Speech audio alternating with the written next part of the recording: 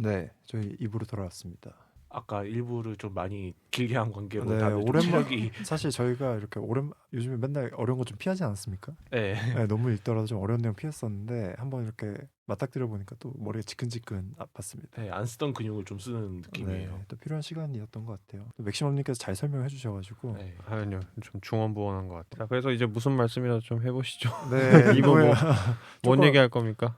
속칭 약간 1부에서 털려가지고 아, 그렇죠. 네, 2부에서는 조금 가볍게만 하고 마무리하겠습니다. 뭐 저는 좀 그런 거를 한번 의견들을 들어보고 싶어요. 그러니까 결국에는 움베르토 에코의 이 논문에서 이야기하는 게 텔레비전 접할 수밖에 없기 때문에 오히려 교사들이 교육 교재로 사용해야 할 만큼 적극적으로 접하게 해야 된다. 특히 뭐 아이들의 경우도. 그리고 텔레비전을 통해서 나오는 메시지를 통해서 세상의 문법이나 어떤 다양성을 접하면서 그걸 능동적으로 활용할 연습을 해야 되지, 그걸 오히려 가리거나 하는 것보다는 그런 게 더 중요하다, 이런 식으로 얘기를 합니다. 결론이 그렇죠. 네, 그러면서 저는 좀 최근에 떠오른 게 뉴질랜드에서 이제 미성년자들 SNS 금지 법안이 이제 통과됐다 들었어요. 아, 맞아요. 혹시 들어보셨나요? 네, 들어봤습니다. 그러면서 되게 필요하다라는 생각도 들면서도 그거를 국가가 이렇게 반대를 할 수 있는 건가? 라는 생각도 들더라고요. 그래서 과거에 TV가 그랬다면 지금 또 SNS 이런 것들이 한번 얘기를 해보기 좋을 것 같은데. 리버님은 SNS 뭐 하시는 거 있으세요? 저는 뭐 거의 하지 않고 저는 거의 뭐 유튜브 보고 이런 걸로 좀 시간을 많이 때우는 것 같아요. 뭐 인스타그램 이런 거 안 하세요? 인스타그램이 휴대폰에 깔려 있지도 않습니다. 아, 그래요? 네. 저는 헤비 인스타그래머인데. 네, 하루에 스토리를 거의 한 대여섯 개씩은 보는 것 같아요. 네. 밥 해 먹는 거 네, 주로 요리 많이 올리시고. 유용하네요. 유용한가? 딱히 유용한 아, 글쎄요. 뭐 유용하게 활용한다면 유용한 거죠. 네. 아, 그래요? 요즘 SNS 안 하고 사는 것도 힘든데. 근데 그런 생각 들어요. 뭔가 우리는 되게 재밌게 활용할 수 있잖아요. 나이 때도 그렇고. 네. 다른 사람 사는 것도 보고. 근데 미성년자나 이런 사람들 접하기에는 조금 너무 많은 컨텐츠가 많잖아요. 험악하거나 너무 선정적이거나 야한 것도 많아. 야한 것도 많고 그런 게 여과 없이 이제 되게 잔인한 것도 보니까. 많고 해서 이런 것들을 한번 또 통제할 필요가 있는 것 같기도 하고, 이게 되게 어려운 문제인 것 같아요. 그러니까 SNS를 하면 너무 멋진 모습만 보여주고 싶잖아요. 네. 그게 되게 족쇄가 된다는 느낌이 좀 들더라고요. 그게 족쇄가 되고, 그리고 이게 그걸 보는 사람들에게도 아, 내가 이 정도는 돼야 되겠구나라는 그게 보통의 기준으로 돼버린 경우가 좀 있다 보니까. 근데 한편으로는 SNS 안 하는 친구들은 얘기하는 게 자기가 해야 되나를 고민을 많이 해요. 왜냐하면 이제는 그 SNS 상에서의 통하는 문법이나 밈이 너무 많아져서 맞아요. 뭔가 또래와 어울리거나 트렌드를 알아가려면 꼭 해야 된다는 그 압박감이 오히려 느껴지는 사람도 있더라고요. 그 소위 말하는 뭐 릴스나 뭐 틱톡 이런 거에서 많이 나오는 그런 밈들. 그리고 실제 기업들도 이제 그것들을 많이 활용하고 있다 보니까 각종 정보나 이런 것도.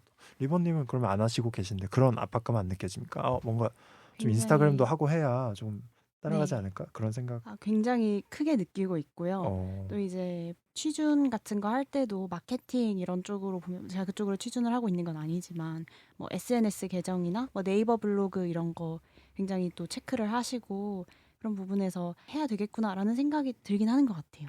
SNS 이런 거 잘 활용하는지 체크를 하나요? 기업들에서? 체크를 한다기보다도 그게 어떤 중요한 역량이 되는 것 같습니다. 그런 거 보는 데 있다고 저도 또 들어서 알고 있어요. 그러겠다. SNS 담당자 있을 테니까. 그렇죠. 요즘 다 SNS 담당자 다 하니까. 맥시멈님 꽤 잘 뚫으실 것 같은데요? 아니, 저는 그런 거 소질 없고 별로 이게 그런 거죠. 이제 수요 없는 공급이라고 하죠. 근데 생각보다 컨텐츠가 있어요. 제가 봤을 때 수요 없는 공급을 하고 있어요. 생각보다 재밌습니다. 여기 열렬한 애독자가 하나 있는데. 컨텐츠 이거 오늘 리버님 오해하실 것 같은데 그냥 제가 올리고 싶은 대로 막 올리면 사람들이 이제 쟤는 저런 애구나 하는 걸 이미 알고 있기 때문에 이 사람 요즘 뭐 해 먹는구나, 뭐 어디 갔구나, 뭐 먹는구나. 주로 먹는 거 올려요. 스토리에 먹는 거 올리고. 어떤 브랜딩으로서 가치가 좀 있는 것 같아요. SNS가. 그런 게 있죠. 확실히 SNS가. 맞습니다. SNS에 주로 올라오는 거 보면 대면으로는 거의 접하지 못하는 사람들도 대부분 올라온 컨텐츠가 조금 한정적이에요. 어떤 사람은 주로 여행 갔을 때 올린다든지 아니면 뭐 맛있는 거 먹을 때만 올린다든지. 그러면 저도 모르게 그런 관념이 좀 생기는 것 같아요. 이 사람은 이런 부류의 사람이구나. 그렇죠. 컨셉을 잡는 게 이제 중요하니까 SNS에서.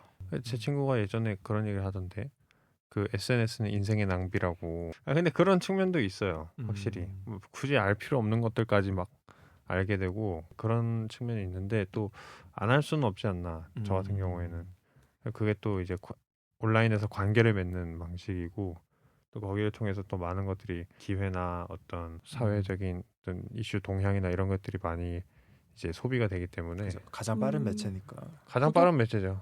구독하는 거에서 조금 다른 사람의 이야기를 구독하는 거에서 좀 그런 게 있는 것 같아요. 구독하는 거예요. 그런 것도 그렇고. 그러면 질문 드리겠습니다. 만약에 세 분 다 미성년자 자녀가 있고 아빠 엄마 핸드폰 사줘 막 졸라 왜 했더니 친구들 다 SNS 쓰고 나도 지금 SNS 깔아서 지금 막 친구들이랑 뭐 올리고 요즘에 그거 안 하면 떨어진단 말이야 하면은 해주실 겁니까? 저는 그거 해줄 것 같아요. 정말요?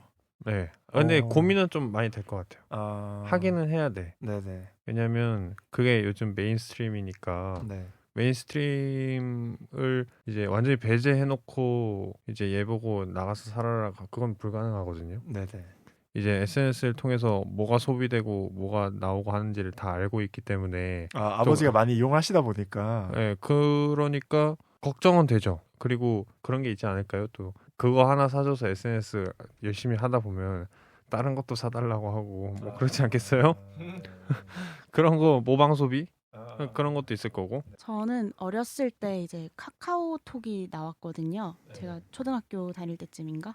근데 이제 저희 친구들은 제가 휴대폰을 안 가지고 있을 때 휴대폰을 가지고 자기들끼리 이제 카카오톡을 할 수 있었고 저는 이제 그게 출시되고 한 1년쯤 뒤에 휴대폰을 갖게 됐어요. 처음으로. 조금 뒤늦게. 네. 그래서 이제 그들의 어떤 카카오톡을 하면서 세워져 있던 그들 안의 구조라고 해야 될까요?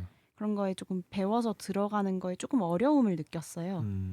그래서 그런 측면에서 조금 맥시멈님 이야기에 동의할 수 있었고. 저도 그런 경험이 있어서. 아까 게임에서도 소외되시고. 네.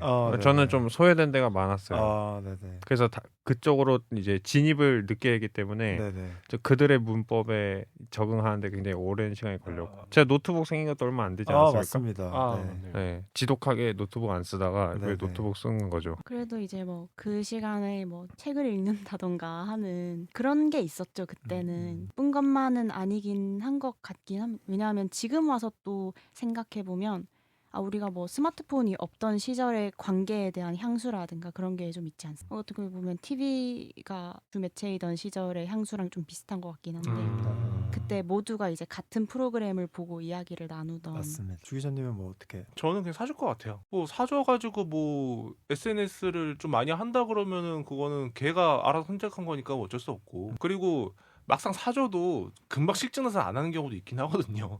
근데 또 SNS는 중독성이 강하니까. 네, 그렇긴 한데 제 성격상 아마 걔도 나를 닮았을 거기 때문에 딱히 막 SNS 그렇게 몰두하고 막 그런 건 없지 않을까. 근데 한편으로 너무 무책임한 거 아닙니까? 근데 방임이라고 해야 되나 이거를? 그냥 방임해서 키우는 거죠. 어차피 그거는 네가 알아 선택한 거고 네가 뭐 사달라 그래가지고 사주는 건 내가 사줄 수 있다. 근데 대신에 그거를 잘못 써가지고 생기는 책임은 다 너가 져야 되는 건 명심해라. 뭐 이런 느낌으로. 아니 미성년자인데 어떻게 책임을 져요? 그리고 미성년자일 때는 자기가 선택했다는 개념이 없어요. 맞아요. 좋으면 내가 한 거고 싫으면 다른 사람 때문에 한 거기 때문에. 그걸 그렇습니다. 이제 또 그 배우게 해주는 거죠. 이제 차차.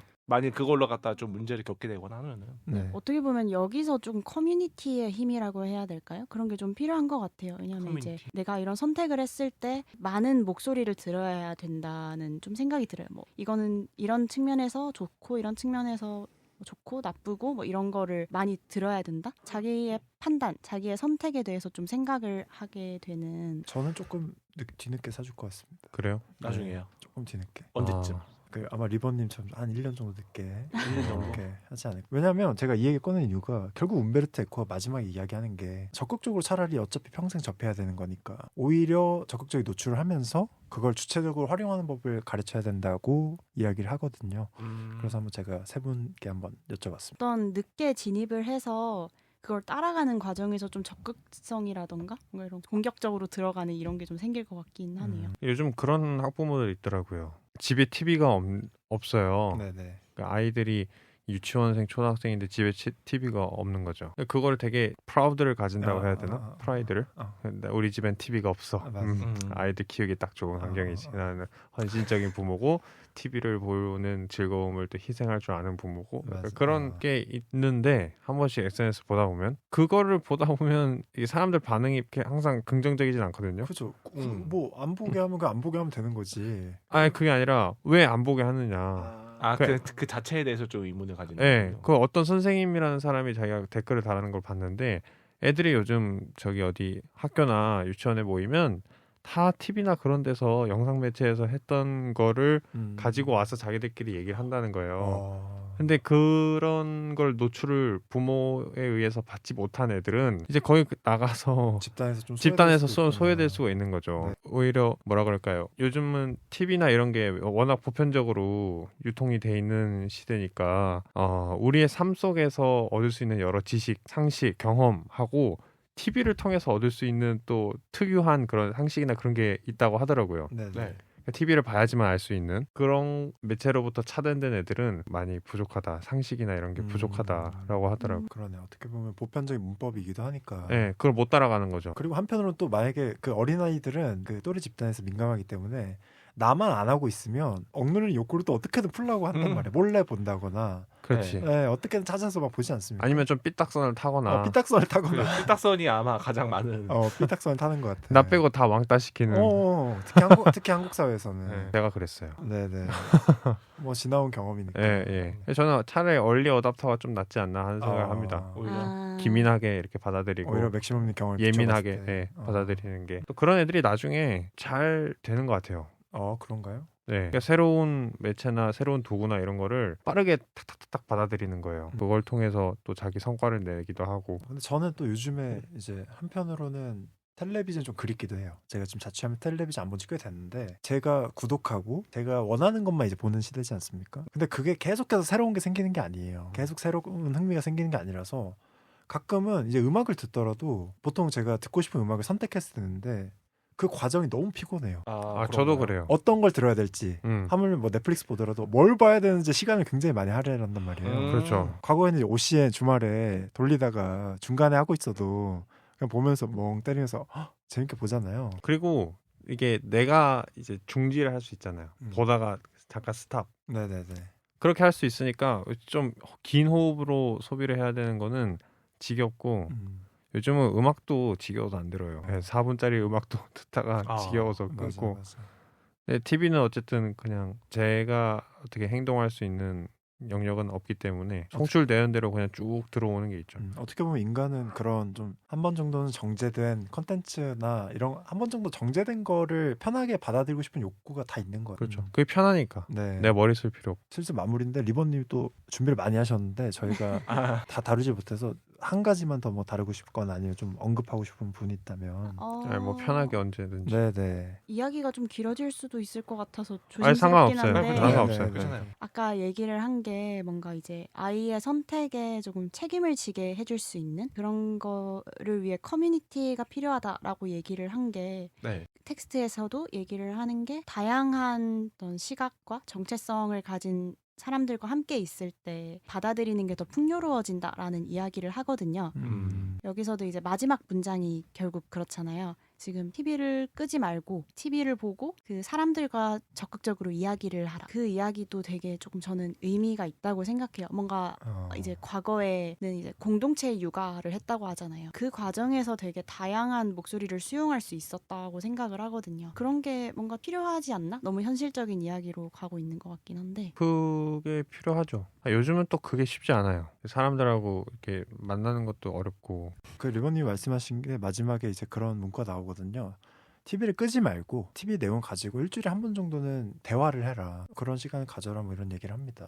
근데 그런 게 확실히 도움이 되긴 되는 것 같아요. 뭐 저녁을 먹을 때라든지 뭐 그럴 때 같이 가족들끼리 모여가지고 뭐 뉴스를 보면서 대화를 하면서 어떤 뉴스가 나오면은 뭐 부모님께 저거는 왜 저렇게 된 거냐 뭐 이렇게 물어보기도 하고 그 다음에 너는 이거 어떤 거 같아 이렇게 애한테 반응을 물어보는 것도 그런 커뮤니티로서의 기능을 좀 하는 그런 모습이 아닌가. 그렇죠. 그것도 TV를 끄지 않고. 이제는 또 아버지랑 저랑 보는 유튜브 채널이 구독하는 유튜브 채널이 다르기 때문에 맞아요. 그런 것도 있고. 어쨌든 그러려면 우리가 어떤 사람이 되어야 하는가 하는 생각을 또 하게 돼요. 그런 질문을 한 번씩 던지게 돼요. 저는 그래서 좀 문법적인 틀을 머릿속에 갖고 있는 사람이 돼야 되지 않나 하는 자기만의 생각합니다. 문법적인 틀. 그게 적용하고 사고할 수 있는 그런 틀이 있어야지. 판단 기준이라는 게 있어야 하거든요. 그게 얼마나 헐겁든 뭐 촘촘하든 상관없이 판단 기준이라는 게 있어야 되고 그게 없으면 사실 이렇게 그 사람이 하는 얘기를 들어주기 힘들어요.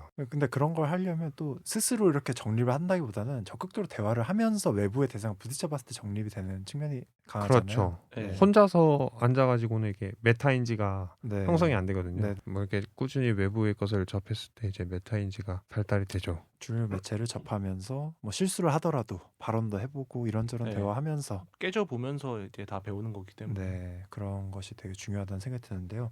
시간 관계상 슬슬 마무리를 해보면 좋을 것 같습니다. 오늘 리본님 처음 참여해 보셨는데 어떠셨나요? 조금 어려운 주제를 들고 오셨는데. 제가 또 주제가 어려워가지고 힘들게 읽었던 기억이 있고요. 근데 다 이해하지 못했던 부분 이런 것도 이야기를 하면서 해소가 될 수 있는 시간이어서 좋았던 것 같습니다. 또 애청자로서 굉장히 이제 잘 들었었는데 이제 그분들 실제로 뵙고 이야기 나누게 돼서 정말 기뻤고요. 네, 불러주셔서 감사합니다. 아유 고맙습니다. 사인이라도 해드리죠. 사인이요? 네. 감사히 받겠습니다. 이거 좀 참고인데 그 리본님은 저희의 동굴 탐사대 사건 1, 2, 3월 다 들으신 분입니다. 훌륭하신 분이죠. 도전해보실 분들은 또 도전해 보십시오. 도전하시면 이렇게 또 참여의 기회가 열릴지도 모릅니다. 네. 마치 뭔가를 베풀 수 있는 사람이 된 것처럼.